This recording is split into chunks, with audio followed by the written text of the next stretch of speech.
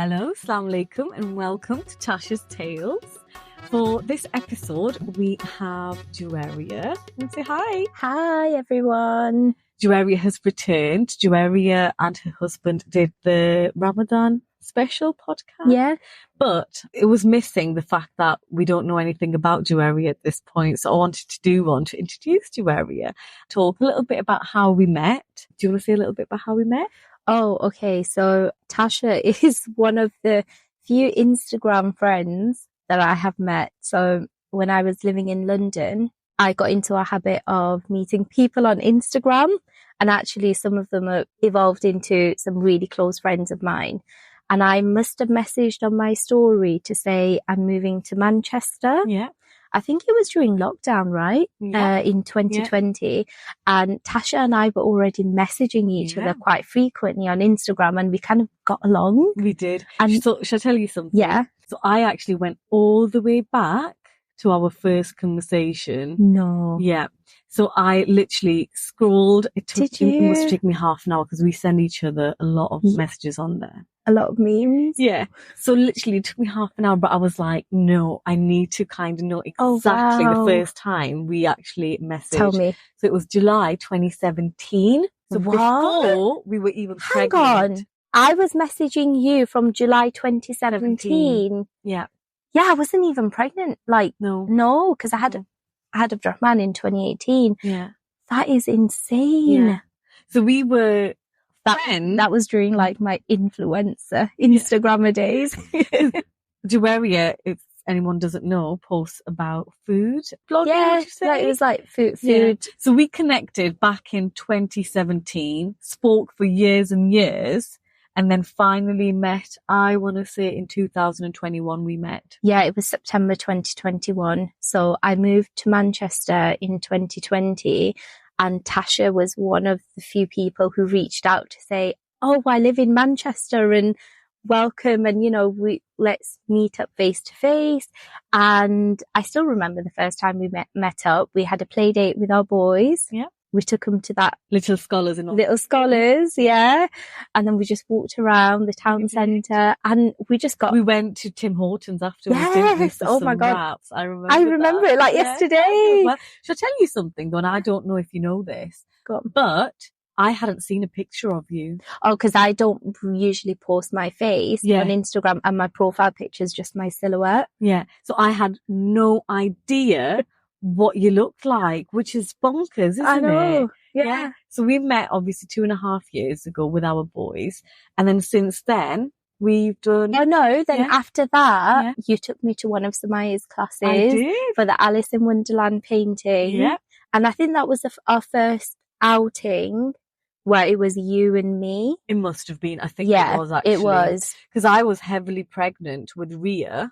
No, you were. I was. No, in September, I was pregnant, and then in November, I gave birth. No. Yeah. I was pregnant. No, you weren't. I was. So going to Alice in Wonderland. We're going to have a dispute now on the podcast. We met in the September. I was pregnant, and then we did Alice in Wonderland. When I met you. I was.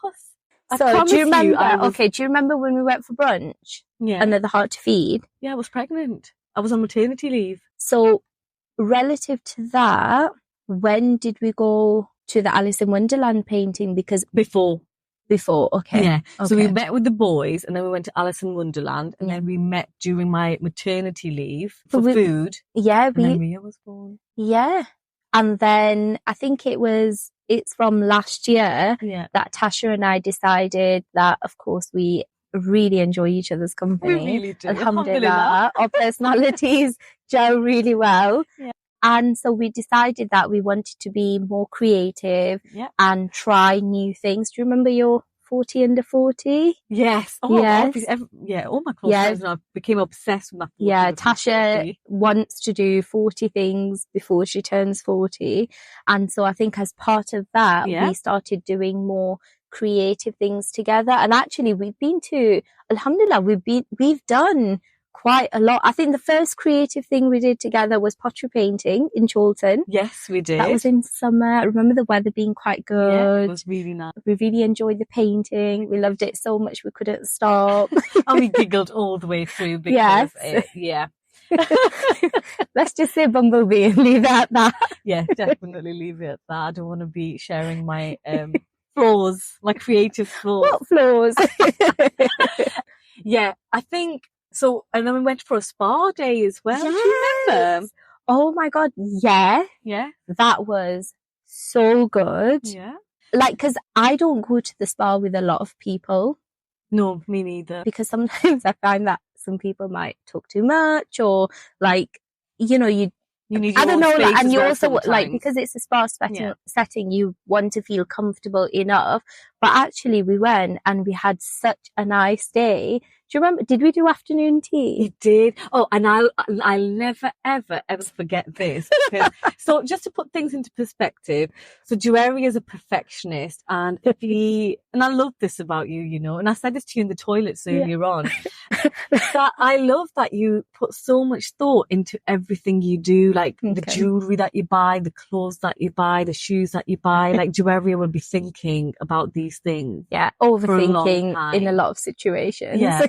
So when we went to the afternoon tea, and then she's got really high standards. Is that fair to say? Yeah, it is. You do have high standard. Yeah. So, and me, obviously, girl out of council estate, you know, going to this posh place for an afternoon tea. And I'm just sat there, you know, quite excited, tucking. Juwairiah was like, "Excuse me, what kind of teas do you have?" And he was like, "Oh, like." He brought that box No. Before that, he was like, "Oh, Earl Grey, breakfast tea," and you were like, "No, have you got any other teas?" Was it jasmine? I wanted jasmine tea. Did I just look at you? And then he was like, "I'll go back and find out," because I don't think he'd ever heard anyone asking these questions. So he went back and came with a really nice looking box, dude. It was nice, yeah, with all these different teas. In my defense, the last time I'd been for afternoon tea before that was in London. Yeah. And I think like there is a difference between afternoon tea up north and in London. They're two very different experiences. And I think I went into the spa afternoon tea with what I'd experienced previously and be like, "Oh, do you have any jasmine tea I can have?" You know, and do we get to change, like just have different types of tea with different, like, you know, the scones and the sandwiches and the sweet stuff. And he just looked at me like, what is she on about? Yeah, and I was a bit like, "Oh, that's interesting." But do you know what? Since then now, whenever I've been for afternoon teas, I'll ask, I'd be like, "Oh, so what's your selection of teas?" Do you ask them for jasmine tea? Yeah. Or lavender or whatever it is. I've started a tradition now. And I'm here for it. Well, one day I'm going to take you for a apologies, for an experience of an afternoon tea in London. Inshallah. Yeah, okay, inshallah. Let's do it. We've just come back from cake making. Yeah, a bento cake workshop, which are the little cakes. Like a small, in between a cupcake and a cake. Yeah, they're like mini cake. Yeah. And so we didn't do the baking, but what we did was we attempted and did a really good job, I think. Mashallah. I'll share a picture. Of icing them. Yeah. Yeah. And what that leads me on to, I think we've been very, very intentional and very motivated in all these things that we've done. Because over the time, we've done the painterly potting. We went to the lavender fields to do the painting. Yeah. We went for a spa. We've been for a Mother's Day thing with the boys. Yes. We went to Eureka for an entire day out on the bus. And we went out as a family as well over summer. We went to Abraham Heights. So we went on the cable car with the boys. So we've done some gorgeous things. And sometimes, like, when people look, they'll say, "Oh, you're so lucky, you're going here, there and everywhere." But actually, it involves a lot of pre-planning and, you know, the open and honest conversations and booking it in the diary. Like, we've only been able to achieve these things because we've thought about it or we've booked. Or on some occasions, actually, I've woke up to a message saying, hey, I've just booked 2 tickets to see Guz Khan. I can't wait. And yes. So I do have a habit of seeing things on my Instagram at a random o'clock in the middle of the night and then just booking it, messaging Tasha saying, hey, keep this day free. We're going to do this. And she's like, okay then. Oh, and we went to see the Rumi revival thing, which actually, that was, you know, that was one of my favorite things that we've done. So we went to a Rumi revival event and it was all to do with reconnecting with your spirituality, inner peace, mindfulness, and we saw the dervishes. And that was such a good experience. They were amazing. I think I remember that, and I'll always remember the lavender fields because the rain. Do you remember the rain? I have never, in over 10 years of driving, driven in such like awful conditions. Yeah, but it was just something really unique.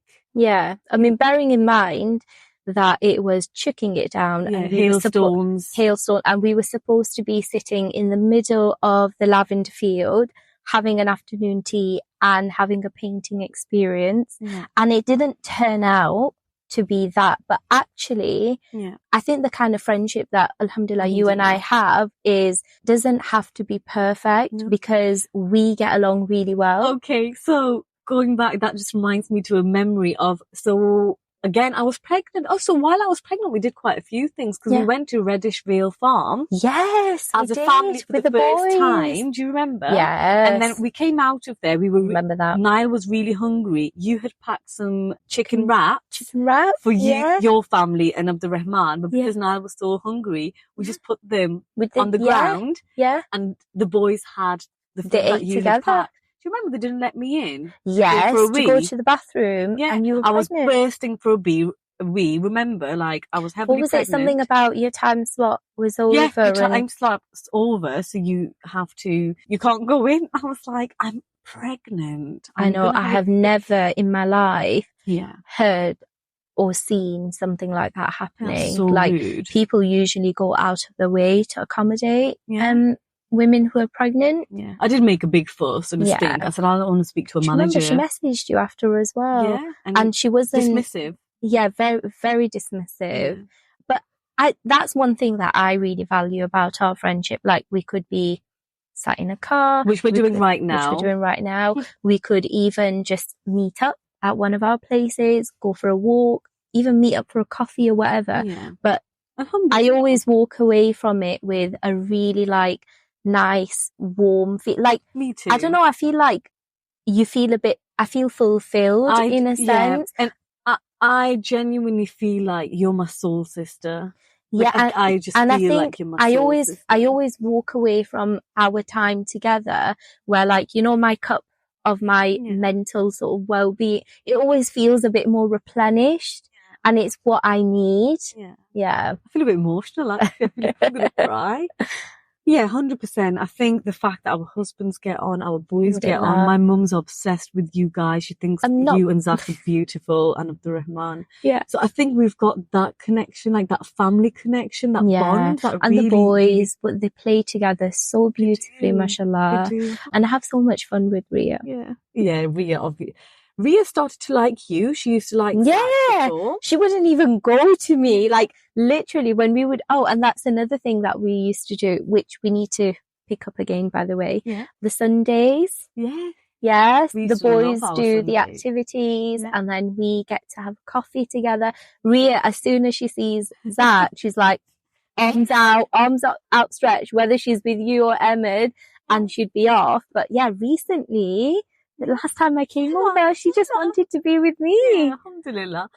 So going back to, but you know, what wealth of memories and experiences for all of us, clearly, just in a very short period of time, really, 2.5 years, we've packed a lot in. But ultimately, what I want to highlight is that's because we work really hard. We're very intentional about this relationship, this friendship.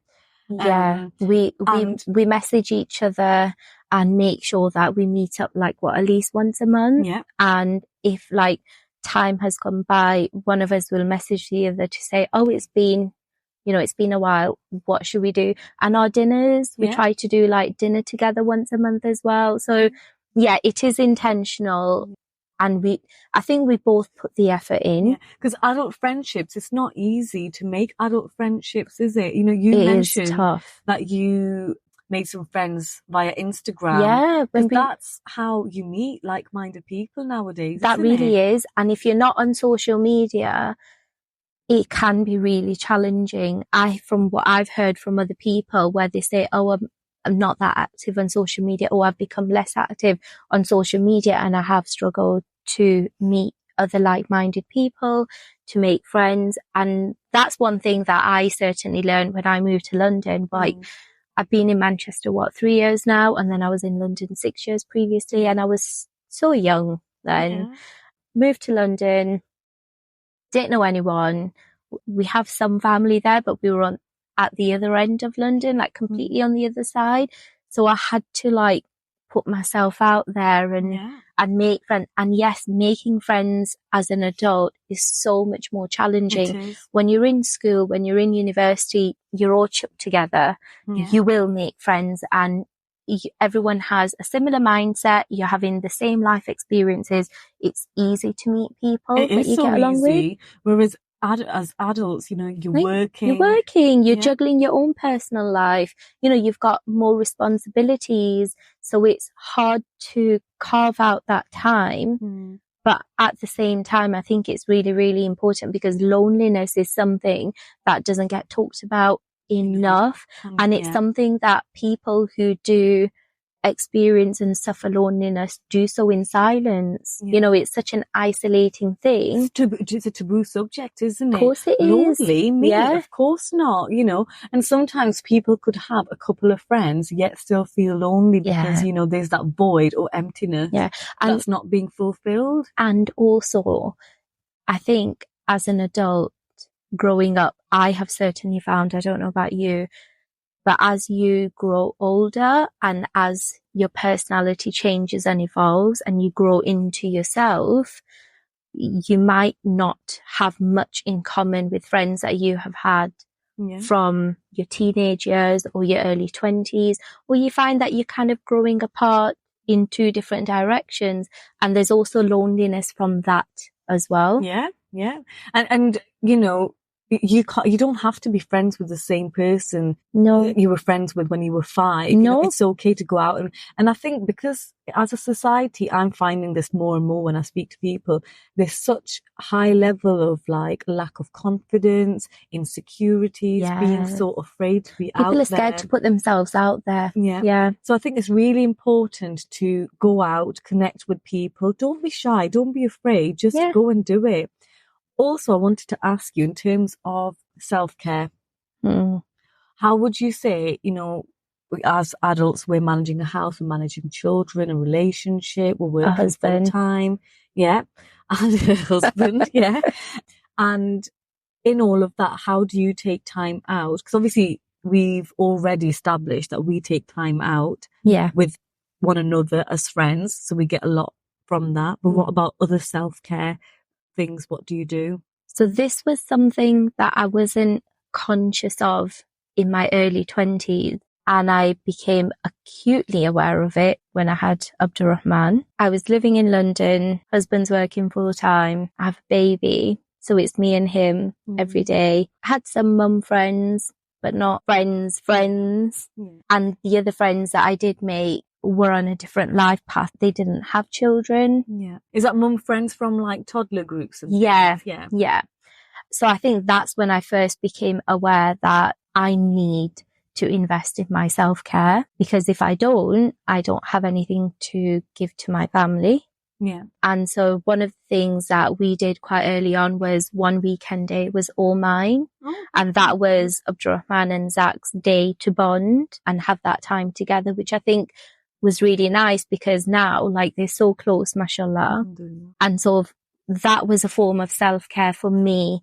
And I would literally, I would either meet up with a friend, more often than not, harass my friend Fizza. Shout out to Fizza. Hi, Fizza. And she'd just have to listen to me. And you met Fizza through Instagram? Yes, I met Fizza through Instagram, and she is a close friend of mine. She's very special to me.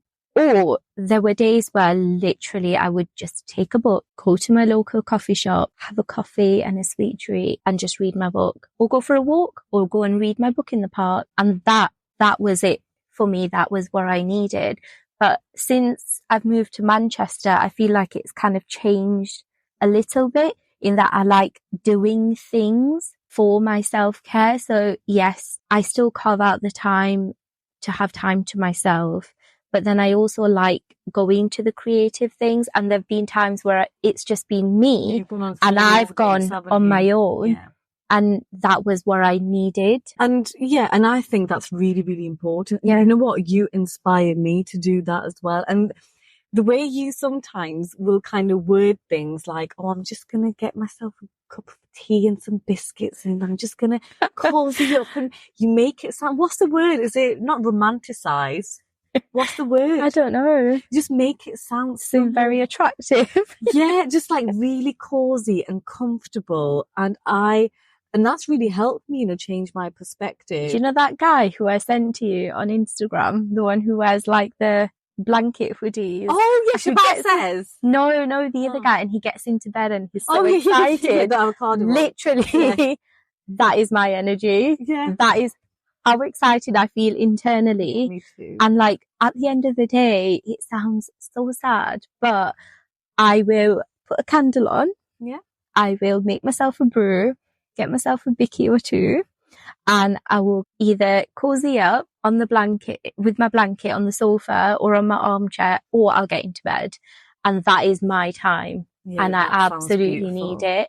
And like Zakir always says to me, he's like, but why do you have to read every night before bed? I'm like, you don't understand. I've had this habit from childhood and now, and that is a really important part of self-care for me. I recognize that I obviously have done it from when I was very young, and like my body is now conditioned to read every night. I have to read. And like for me, if I don't get any other sort of pocket of self-care, I will have that at the very least. Yeah. And I think it's really important to find what your self-care is. Yeah. And I genuinely think since we've met and we've talked a bit about self-care, I've been a little bit more aware of it. So now at least one day a week, I take time out to myself. I've never thought I'd say this, but I started going to the gym and that became my happy place. So I would make sure that I carve out time to do that. But little things like, getting in the bath, putting the candle in, switching your phone off. Yes. I think having a cup of tea and then a Kindle. Yes. Now that I have a Kindle. Yes. Yes. But that to me now, little pockets of self-care through the day or through the week, or my Kindle, I carry that everywhere with me. So even if I want like 10, 15 minutes of escapism, if I'm taking Niall for swimming, for instance, on Saturday, Niall goes to swimming, I'll take my Kindle with me. He's swimming, I know he's safe, and I'll just read for like 15, 20 minutes. Yeah. And I just think more of us need to carve out time for those friendships, those relationships, and self-care. So I feel like it might be a controversial topic that I'm going to put out there. What are you going to say? I feel like in South Asian culture, I think women multitasking and women juggling multiple things is romanticized. And it's definitely like looked up to as in like, oh, look at her. Like, she's working and she's running a house, and look at this. And she also does this and she does it so well. But actually what they don't see and what they might not think of is, well, how does that woman feel? Women are expected to do a lot. We work, we run the house, we look after our kids and, in so many different aspects. Despite it changing over the years in terms of generation, now that, the male kind of partner does help. They don't. Yeah. However, I would say the bulk of it is the female doing a lot of the juggling. It is. And I think it's so important, like you say, like identify what your form of self-care is or what you like as a form of self-care, and then tap into that, you know, regularly, consistently, and just have that as your safe space. Like for me, going to the creative classes, like that is my safe space. You know how we were talking about today, like I'm an overthinker. So I need to be doing something physically to be able to switch my mind off. And that's why I've been enjoying like the embroidery kits recently a lot. Yeah. Because I have to focus on the stitches and what I'm doing and what I'm going to do next. As well, because you're using kind of your fingers as well, aren't you? It helps me like quieten my mind, which can get quite loud at times. Whereas me, that would heighten my thoughts at times. Whereas for me, going out, being around nature, just listening to the birds, just walking, that kind of physical exercise, that's what takes me into a happy place, a safe place. So I try and get outdoors as much as possible. I just think we need to be having these conversations. Oh, of course. I think we need to nourish our friendships. I think we have to work damn hard. And as an adult, like it's a conscious thing that we have to do, because how many friends do you know or have you known over the years that you've just drifted apart from because everyone's just gotten so busy with their own lives and schedules don't align, and it's hard to meet up, hard to find a time that works for everyone. And it really is like you have to consciously and deliberately make that effort, but then it also has to be like a two-way effort. Because then you'll find like with some friendships it might just be one person who's doing it, and that's not healthy either. For anyone listening to this, I would say work hard on those friendships. Find your people. Don't be afraid to find your people. Once you found them, don't be afraid to suggest things. And go out and do it. Schedule it in. Make that time. But also remember self-care and all of that as well. Like for me, books are a really big part of my self-care. Like, I absolutely love reading books. I have my Goodreads. I'm so diligent and serious about setting a target every year. I panic read in December, like I'm not going to hit my target. But books are really important for me because they help me switch off my mind, escape into a different world. And I do feel better having done that. And since we've been hanging out, I think you've got me back into reading books. And now I aim to read at least once a month. I know you're starting your book club. And I think we need to do an episode talking about your book club. Can we do that? We will. So let's get together and talk about your book club and what that means to you, because I know it's a big part of you and it's a big part of a lot of other people as well. So any parting words? No, just everybody look after yourselves. It's really important to do so, and it's not selfish to take that time out for yourself and to carve it out for yourself. It's really important in this day and age where we're constantly being bombarded with stuff on social media. It's really, really difficult to switch off. And that impacts the way our minds also work. To have that, have those moments of tranquility and peace they're very important. And being intentional about it. Well, we've had the best time doing some cakes. I'm going to share a picture of our cake. I'm so proud of her. Oh my God, I can't wait to eat it as well.